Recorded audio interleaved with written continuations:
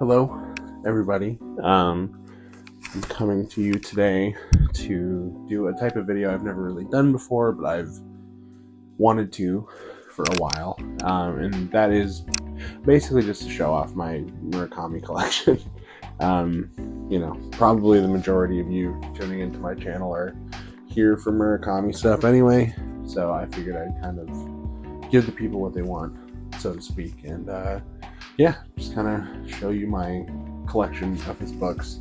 It's been a while since I actually read his books regularly, but I don't really collect anything else, and for whatever reason I've just gotten into the habit of collecting his books, like different editions of them, ones from different countries, covers I don't own.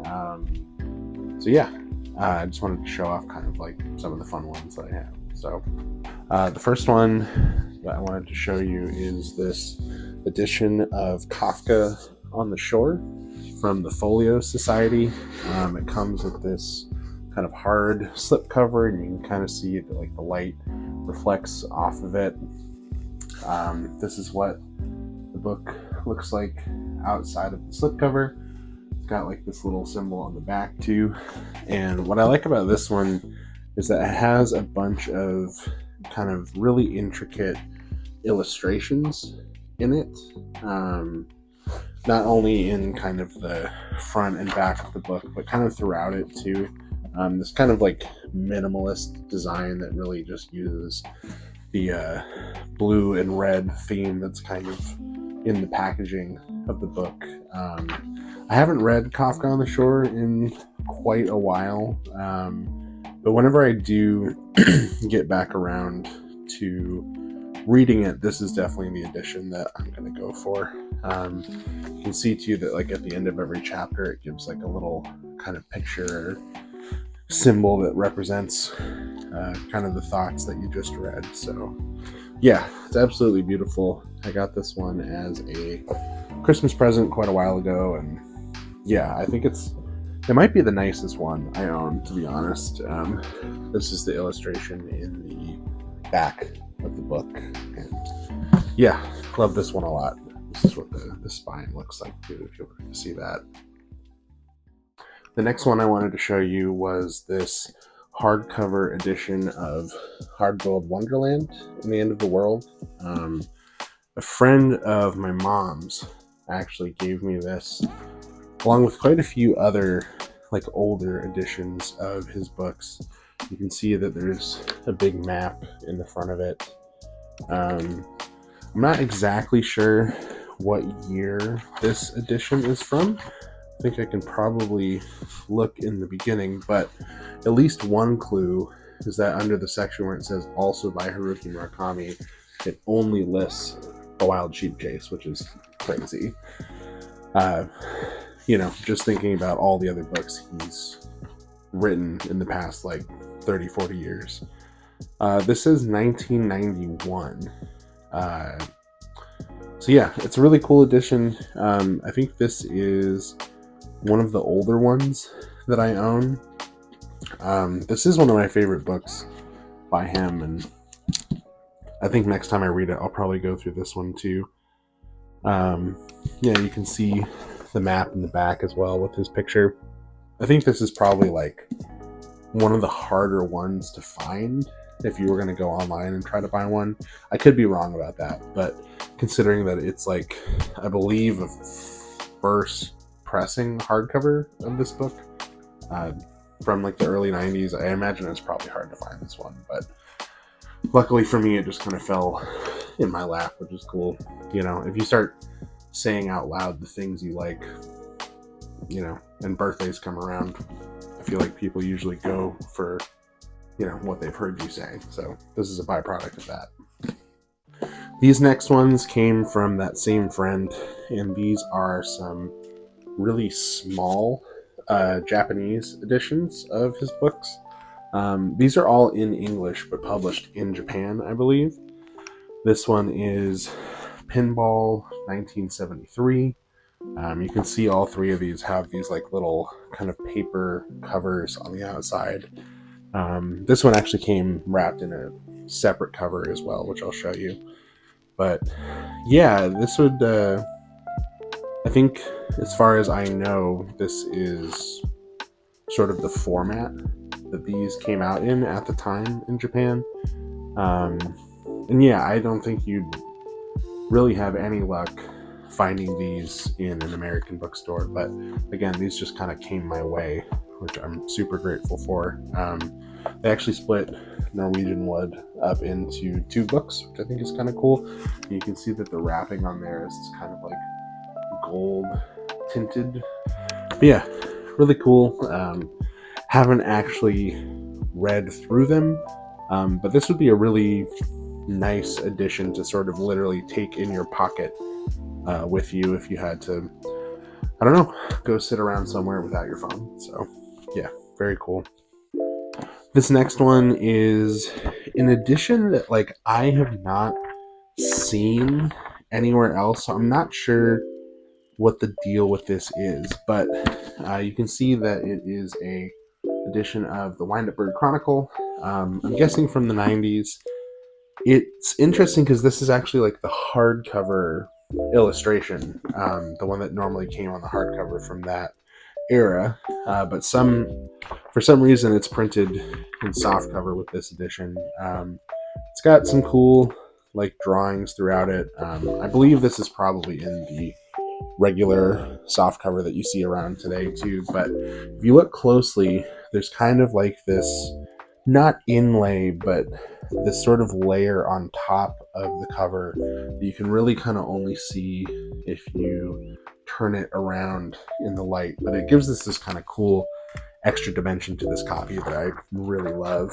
I bought this on Abe Books, I think maybe like 6 or 7 years ago at this point. But yeah, I think this is one of the coolest ones I have. The cover, like if you feel it too, it's soft but like thick. It just kind of feels good in your hands. So yeah, definitely one of my favorites that I own. This next one is another edition of the Wind Up Bird Chronicle, this time coming from a series of Japanese novels, not just by Haruki Murakami, but by other Japanese novelists as well that they hired. I forget if it's the same illustrator for all of the different ones, but it's an illustrator that did this brand new cover for it. It is a paperback. The sort of paper that they're using even on the outside feels almost like a card stock kind of paper. I think for sustainability reasons this is actually really cool. This feels probably a little bit more biodegradable than most editions you would see. But yeah, I just really love the bird design on the front and how it kind of wraps around the back. You can see the well on there and the telephone, and you can see some cats on the back as well. So yeah, this one's really cool. I remember when I got it in the mail, because I had to order it from the UK, it came like kind of warped, and I was pretty bummed out about that. But as luck would have it, the more that I just sort of let it sit on the shelf, it sort of evened itself out over time. Yeah, very cool. This next one is an edition of 1Q84 that I don't think is particularly hard to find. I think I actually got this at Barnes & Noble, but the cool thing about this one is that it's not one single binding for the whole book. It's actually 3 separate books, how the book was divided up when he wrote it. And it comes in this sort of plastic slipcase that goes around it that has lettering on it. Unfortunately, I did kind of bungle mine a little bit. There's like a little bit of a tear here, but other than that, the books themselves are in really great condition. You can see that kind of on the side and around the entirety of the books, you can see the moon, which obviously plays an important part in the book.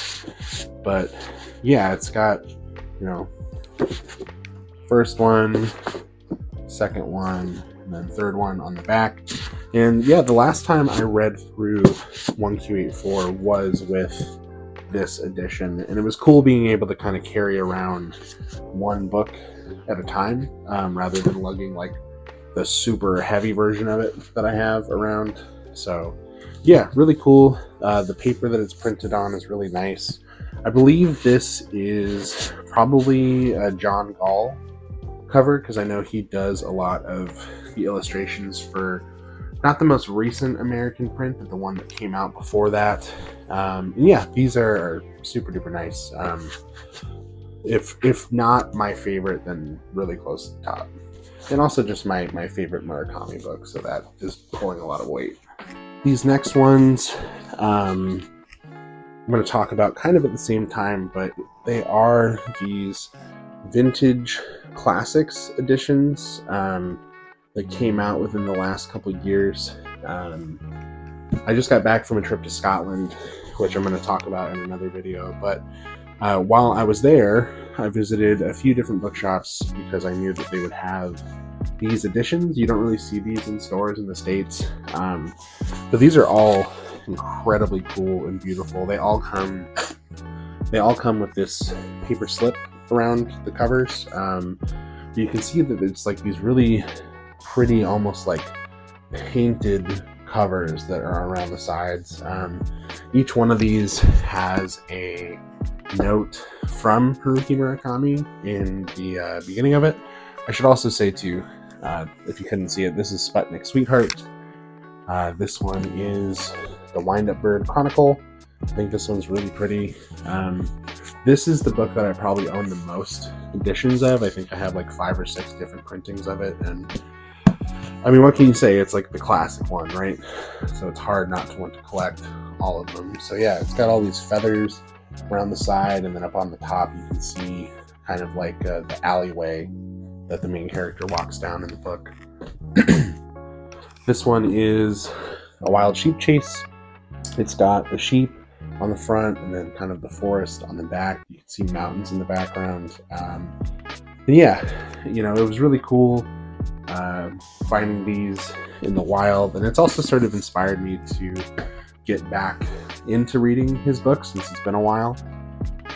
This is probably my favorite one out of the bunch. This is for After Dark. It's got all these kind of like sexy eyes around the front and back of it. Really minimal design, but really cool. It's very slim. This one probably feels like the best in your hands. And again, I really want to revisit these books because, you know, I had a phase some years ago where pretty much all I read was Murakami because I was trying to get through all of them before Killing Commendatory came out. And yeah, it's just been a while since I really dived into it, so I think that's something I'm going to be doing soon. And then this one I actually owned before I went on the trip because I did buy it online, but this is Kafka on the Shore. And actually I shouldn't say that, I got this one as a gift too. But yeah, this one's got like this really nice print on the outside. And yeah, they look really good on the shelf. Frankly, my Murakami shelf is like too full.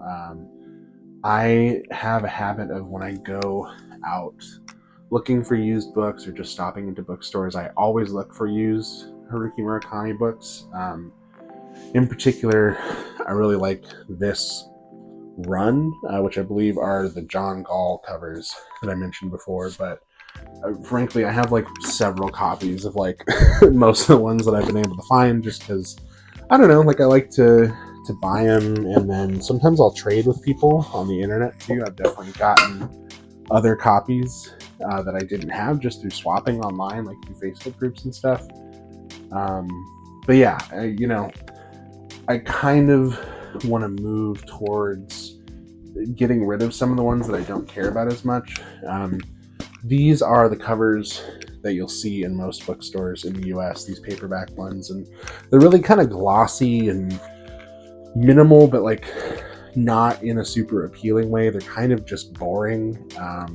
Some of them look cooler than others, but I've always taken them as kind of like lazy looking. The idea is that if you lay them out all on the floor, that these lines kind of all connect together, but they've sort of like abandoned that in the newer ones that have come out. Like, I know the paperback of Killing Commendatory that came out a few years ago, like, doesn't even have any lines on it, so it's like, what are you doing? They've sort of lost the plot on that one. That's my Murakami collection. I hope you've enjoyed it. I've sort of not made this video just because I don't want to like I don't know, collecting things is cool, but at the same time, like, you can use your money on other things that are way better for you and your life.